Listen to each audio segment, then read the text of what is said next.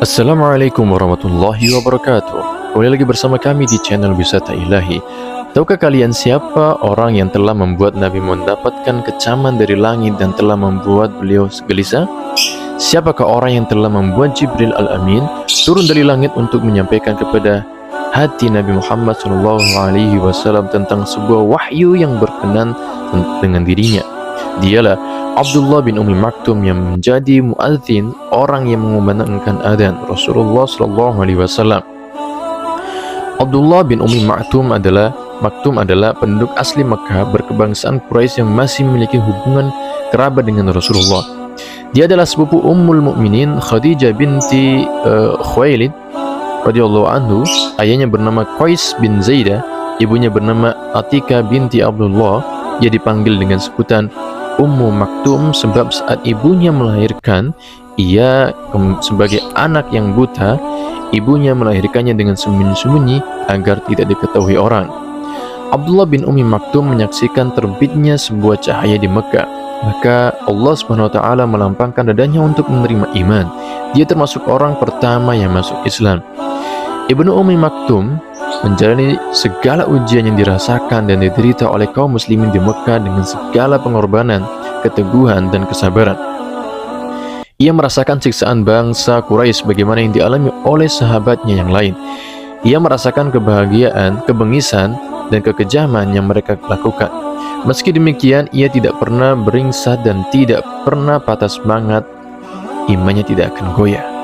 Imannya mampu sedemikian karena ia berpegang teguh dengan ajaran agama Allah, senantiasa berpegang dengan kitabullah, mempelajari dengan baik syariat Allah, dan selalu datang dan bergaul dengan Rasulullah SAW. Ia begitu seringnya mendampingi Rasulullah dan begitu hafal akan Al-Quran hingga ia tidak pernah melewatkan satu kesempatan untuk bersamanya. Dan apabila ada kesempatan untuk melakukan itu, maka pasti dia menjadi yang pertama melakukannya. Bahkan keinginannya untuk melakukan hal ini membuat ia berkeinginan untuk mendapatkan jatah baginya dan jatah orang lain untuk dirinya agar ia bisa mendampingi Rasul dan mempelajari Al-Quran sebanyak-banyaknya. Pada masa itu, Rasulullah SAW seringkali melakukan pertemuan dengan para pembuka Quraisy karena berharap mereka berkenan untuk masuk Islam. Suatu hari beliau berjumpa dengan Utbah bin Rabi'ah dan saudaranya yang bernama Syaiban bin Rabi'ah. Turut bersama keduanya adalah Amr bin Hisham yang dikenal dengan Abu Jahal, Umayyah bin Khalaf, dan Walid bin Al-Mughirah, orang tua Khalid bin Walid. Rasul melakukan pembicaraan kepada mereka, mengajak mereka serta memperkenalkan Islam kepadanya. Rasul amat berharap agar mereka mau menerima penawaran Rasul atau menghentikan penyiksaan yang mereka lakukan terhadap para sahabat Rasulullah SAW. Saat Rasulullah sedang mengadakan pembicaraan dengan mereka, tiba-tiba datanglah Abdullah bin Ummi Maktum yang meminta Rasulullah SAW untuk membacakan ayat-ayat kitabullah kepadanya. Ia berkata, "Ya Rasulullah, ajarkan kepadaku apa yang telah Allah ajarkan kepadamu." Rasulullah lalu berpaling darinya dan membuang wajahnya dari Ibnu Ummi Maktum. Ia lalu melanjutkan pembicaraan dengan para pembesar Quraisy tadi. Rasul masih berharap agar mereka mau menerima Islam, sehingga dengan masuknya mereka ke dalam agama Islam, maka agama ini akan semakin kokoh dan dapat mendukung dakwah Rasulullah SAW. Begitu Rasulullah SAW selesai mengadakan pembicaraan dengan mereka, beliau hendak kembali ke rumah. Tiba-tiba Allah membuat mata beliau menjadi kabur sehingga beliau merasa pusing. Lalu turunlah beberapa ayat kepada beliau.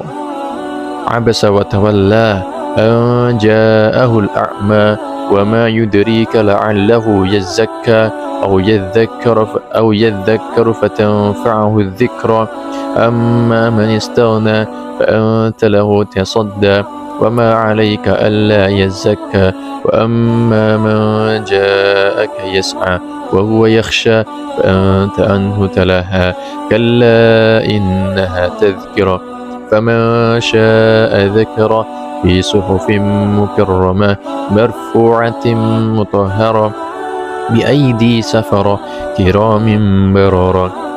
16 ayat yang dibawa turun oleh Jibril ke hati Nabi Muhammad SAW tentang Abdullah bin Maktum. Ke-16 ayat tersebut senantiasa dibaca sejak diturunkan hingga hari ini, dan akan terus dibaca manusia sehingga Allah mengakhiri riwayat bumi ini. Sejak saat itu Rasulullah SAW senantiasa memuliakan Abdullah bin Maktum ketika ia datang dan singgah di majelis Rasulullah. Beliau juga senantiasa menanyakan kondisi Abdullah dan memenuhi segala kebutuhannya. Hal ini tidak mengherankan, sebab karena Abdullah bin Maktum lah Rasulullah mendapatkan kecaman keras dari langit. Begitu Quraisy semakin menggencarkan usaha mereka dalam menganiaya Rasulullah dan para sahabatnya, maka Rasulullah mengizinkan kaum muslimin untuk berhijrah. Abdullah bin Maktum lah yang menjadi orang yang paling cepat meninggalkan tanah airnya dan berlari menyelamatkan agama. Dia dan Mus'ab bin Umair adalah orang pertama dari para sahabat Rasulullah yang tiba di Madinah. Begitu Abdullah bin Maktum tiba di Yasrib, ia dan sahabatnya selalu membacakan dan mengulang-ulang Al-Quran kepada semua penduduk Madinah. Mereka berdua mengajarkan kepada penduduk Madinah ilmu tentang agama Islam. Saat Rasulullah SAW tiba di Madinah, ia menjadikan Abdullah bin Maktum dan Bilal bin Rabah sebagai dua orang muazin yang menyerukan kalimat setiap hari sebanyak 5 kali. Keduanya diperintahkan untuk menyeru manusia mengerjakan amal terbaik dan meraih keberuntungan. Maka terkadang Bilal yang melakukan azan dan Ibnu Maktum yang membacakan iqamah. Terkadang juga Ibnu Maktum yang azan dan Bilal yang beriqamah. Bilal dan Ibnu Maktum juga memiliki tugas lain saat bulan Ramadan. Kaum muslimin Madinah akan melakukan sahur apabila salah seorang dari mereka melakukan azan, dan mereka akan berimsak saat satunya lagi mengumandangkan azan kedua. Bilal mengumandangkan azan pada malam hari untuk membangunkan manusia, sedangkan Ibnu Maktum bertugas untuk memperhatikan datangnya fajar, dan ia tidak pernah keliru melakukannya.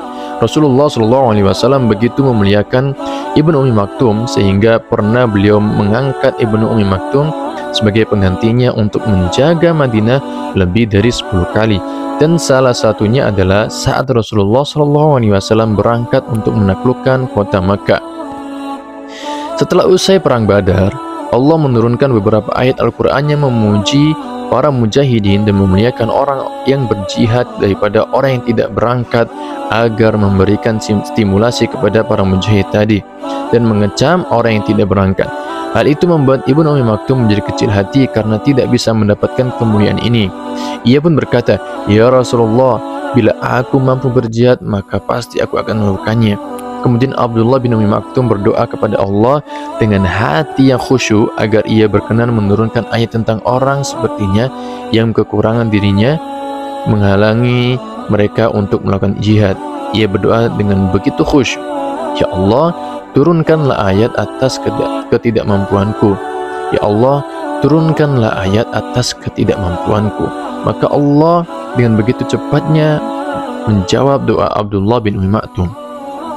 Zaid bin Sabit, penulis wahyu bagi Rasulullah SAW, mengisahkan, saat itu aku sedang bersama Rasulullah SAW dan beliau tiba-tiba hilang kesadaran. Maka paha beliau ditaruh di atas bahaku. Aku belum pernah merasakan ada paha yang seberat paha Rasulullah SAW.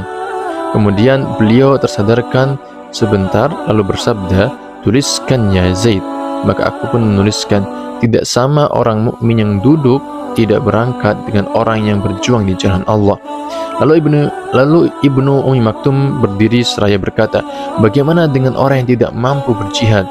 Belum juga ia usai meneruskan ucapannya, maka Rasulullah SAW hilang kesadaran lagi. Lalu pahanya diletakkan di pahaku. Maka aku merasakan berat yang sama pada saat ketika pertama kali. Kemudian ia tersadarkan diri lalu bersabda, "Bacakan apa yang telah kau tulis ya Zaid." Aku pun membacakan, "Tidak sama orang mukmin yang duduk." Lalu beliau bersabda, "Tuliskan selain orang yang memiliki uzur." Maka turunlah pengecualian sebagaimana yang diharapkan oleh Abdullah bin Maktum.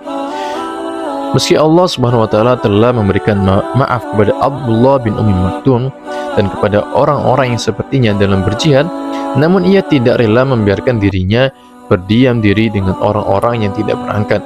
Ia malah bertekad untuk berjihad di jalan Allah. Hal itu dikarenakan jiwa yang besar tidak akan pernah puas kecuali apabila melakukan pekerjaan-pekerjaan yang besar. Sejak saat itu, ia bertekad tidak akan pernah ketinggalan perang. Ia telah menentukan tugasnya sendiri di medan perang. Ia berseru, "Tempatkan aku di antara dua barisan dan berikan kepadaku panji agar aku yang membawanya dan menjaganya untuk kalian, sebab aku buta dan tidak mampu berlari." Nah, pada tahun 14 Hijriah, Umar bertekad untuk menyerang Persia dengan sebuah peperangan yang dapat mengalahkan mereka, meruntuhkan kerajaan Persia dan membuka jalan bagi tentara muslim. Ia menuliskan sebuah surat kepada para pembantunya yang berbunyi, "Jika ada orang yang memiliki senjata, kuda, pertolongan atau pendapat, maka pilihlah mereka dan bawalah mereka menghadapku segera." Ya, maka kaum muslimin memenuhi panggilan Umar Al-Faruq dan mereka berdatang ke Madinah sehingga memenuhi semua penjurunya. Salah seorang dari mereka adalah seorang buta yang bernama Abdullah bin Ummi Maktum. Umar radhiyallahu anhu menunjuk pemimpin pasukan besar ini adalah Sa'ad bin Abi Waqqas. Sebelum berangkat, Umar memberikan wasiatnya kepada pasukan muslimin, kemudian melepas mereka. Begitu pasukan ini tiba di Al-Qadisiyah, Abdullah bin Ummi Maktum mengenakan baju besinya, juga perlengkapan perang lainnya. Ia rela membawakan panji kaum muslimin dan berjanji untuk menjaganya hingga mati. Nah, kedua pasukan bertemu dan berperang selama 3 hari. Dengan begitu hebatnya, keduanya saling menyerang dengan sangat dahsyat, sehingga belum pernah ada sejarah penaklukan yang dialami kaum muslimin sehebat ini. Sehingga pada hari ketiga kaum muslimin mendapatkan kemenangan telak. Maka jatuhlah sebuah bangsa yang begitu besar saat itu, dan dikibarkanlah panji tauhid di negeri berhala. Dan sebagai harga pembelian kemenangan ini, gugurlah ratusan syahid, dan salah satu dari para syuhada itu adalah Abdullah bin Ummi Maktum. Ia ditemukan telah tewas dengan berlumuran darah, dan ia masih menggenggam panji pasukan muslimin. Ya, itu adalah kisah tentang Abdullah bin Ummi Maktum, seorang buta tapi selalu ingin berjuang di jalan Allah. Semoga kita bisa mendapatkan hikmah pelajaran dari sahabat ini.